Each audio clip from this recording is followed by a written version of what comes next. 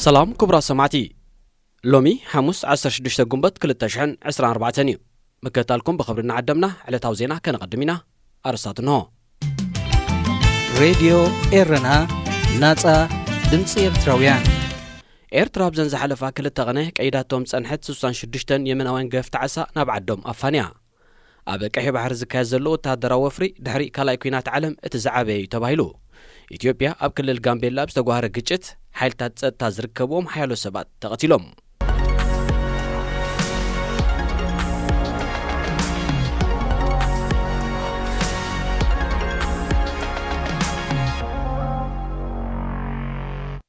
ዜና ብዝርዝር ኣብ ኤርትራ ተቐይዶም ጸንሑ 66 የመናውያን ገፍቲ ዓሳ ናብ ዓዶም ተፋንዮም እቶም ኣብ ክልተ ጉጅለታት ተኸፋፊሎም ናብ ዓዶም ዝተፋነው የመናውያን ገፍቲ ዓሳ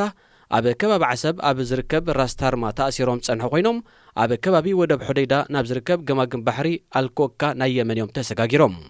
እቶም 17 የመናውያን ኣቐዲሞም ብ4 ግንቦት ናብ ዓዶም ክፋነውን ከለው እቶም 49 ድማ ልክዕ ድሕሪ ሓደ ሰሙን ብዓርቢ 10 ግንቦት እዮም ብተመሳሳሊ መንገዲ ስዒቦሞም እቶም የመናውያን ኣብ ዝተፈላለየ እዋናት ኣብ ክልል ማይ ቀይሕ ባሕሪ ዓሳ እናገፈፉ ብሓይሊ ባሕሪ ኤርትራ ከም ዝተሕዙ ዝጠቐሰ መግለጺ መንግስቲ የመን ኣብ ቀይዲ ኣብ ጸንሕሉ እዋን ብግዴታ ኣብ ከቢድ ናይ ጉልበት ስራሕ ይዋፈሩ ምንባሮም ወቒሱ ኤርትራን የመንን ብዋንነት ደሴታት ዝቑርሓንሽ ዝነበረን ምስሓብ ኣብ ታሕሳስ 1998 ብኣህጉራዊ ዳንነት መዕለቢ ክርከበሉ እኳ እንተኻእለ ጉዳይ ባህላውያን ገፍቲ ዓሳን ክገፍሉ ዝኽእሉ ክልል ማይ ግና ብንጹር ከም ዘይተመልከተዩ ብወገን የመን ዝጥቀስ ሓይሊ ባሕሪ ኤርትራ ናብቲ ናይ ኤርትራ ምዃኑ ዝተመልከተ ክልል ማይ ቀይሕ ባሕሪ ኣትዮም ንዝበሎም የመናውያን ገፍቲ ዓሳ በብእዋኑ ክቕይድ ምጽንሑ ይፍለጥ ኣብ ዝሓለፈ ዓመት ኣብ ኤርትራ ኣብ ማእሰርቲ ዝነበሩ 465 የመናውያን ገፍቲ ዓሳ በብእዋኑ ናብ ዓዶም ከም ዝተፋነው ጸብጻብ መንግስቲ የመን የመልክት ኣሜሪካ ኣብ ቀይሕ ባሕሪ ተካይዶ ዘላ ወፍሪ ድሕሪ ካልኣይ ኩናት ዓለም ዝዓበየ ምዃኑ ኣንፊታ እታ ሃገር ናብ ቀይሕ ባሕሪ ኣዋፊራ ተንዘላ ብዙሕ መራኸብ ኩናት ይኹን ስርሒታት ምስ ናይቲ ኣብ ካልኣይ ኩናት ዓለም ዝነበረ ስጉምቲ ከም ዝመሳሰል ንቤት ጽሕፈት ሓለቓ ስታፍ ስርሒታት ሓይሊ ባሕሪ ብምጥቃስ ዋሽንግተን ታይምስ ሓቢራ ኣብ ቀይሕ ባሕሪ ኣሜሪካ ትመርሖ ዘላ ሓለዋ ብልጽግና ዝተሰምየ ሓይልታት ባሕሪ ብሪጣንያን ካልኦት ሃገራትን ዝተጸንበሮ ወተሃደራዊ ወፍሪ ይካየድ ከም ዘሎ ይፍለጥ ሓይልታትና ኣብዚ እዋን እዚ ኣብ ቀይሕ ባሕሪ ኣብ ንጡፍ ወፍሪዮም ዘለዉ ዝበለ ሓለቓ ስታፍ ስርሒታት ሓይሊ ባሕሪ ኣሜሪካ ሪር ኣድሚራል ፍሬድ ፓይል ንዝኾነ ዝወሃብ ህጹጽ ትእዛዝ ድልዋት ምዃኖም ኣስሚሩሉ ዕላማቲ ኣብ ቀይሕ ባሕሪ ተዋፊሩ ዘሎ ጭፍራ መራኸብ ኩናት ዝሓቖፈ ወተሃደራዊ ሓይሊ በቲ ክልል ማይ ንዝመላለሳ ናይ ንግዲ መራኸብ ሕቲ ናይ የመን ካብ ዘካይዶ መጥቃዕታት ንምክልኻል ዝዓለመ ምዃኑ እዩ ዝግለጽ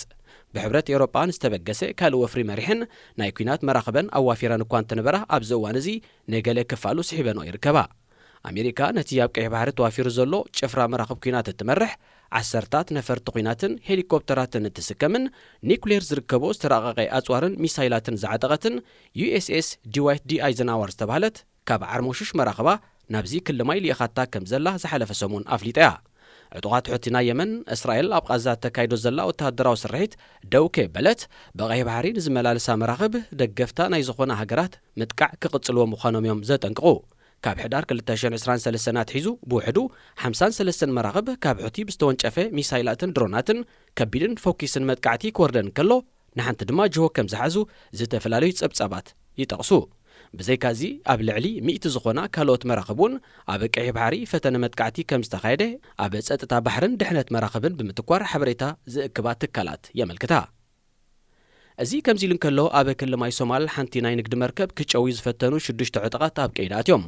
እቶም ዕጡቓት ናብታ መርከብ ንምድያብ ኣብ ዝፈተንሉ ብኣባላት ሓለዋታ መርከብ ከም ዝተዓግቱ ዝሓበረ መርበብ ዜና ባየርድ ማሪታይም ኣብቲ ክልል ማይ ተዋፊራ ካብ ዝነበረት ናይ ሕብረት ኤውሮጳ ናይ ኩናት መርከብ ቅልጡፍ ሓገዝ ከም ዝሃበቶም ጠቒሱ እቶም ብንእሽቶ ጃልባ ዝመጹ ዕጡቓት ብእንቡ ኢዶም ሂቦም ከም ዝተታሕዙውን እቲ ኣብ ድሕነት መራኸብ ዘተኩር መርበብ ኣፍሊጡ ኣብ ኢትዮጵያ ክልል ጋምቤላ ኣብ ዝሓለፈ ሳልስቲ ኣብ ዝተጓሃረ ግጭት ሓይልታት ጸጥታ ዝርከብዎም ብውሕዱ 9 ሰባት ከም ዝተቐትሉ መርበባት ዜና ገሊጸን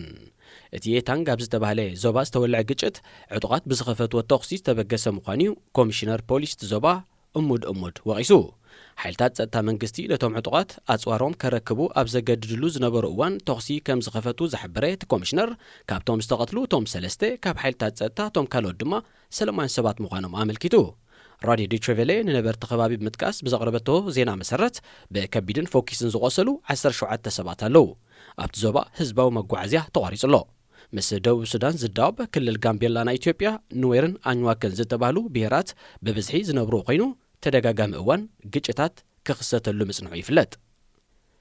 ክቡራት ሰማዕትና ዜና ተዛዚሙሎ።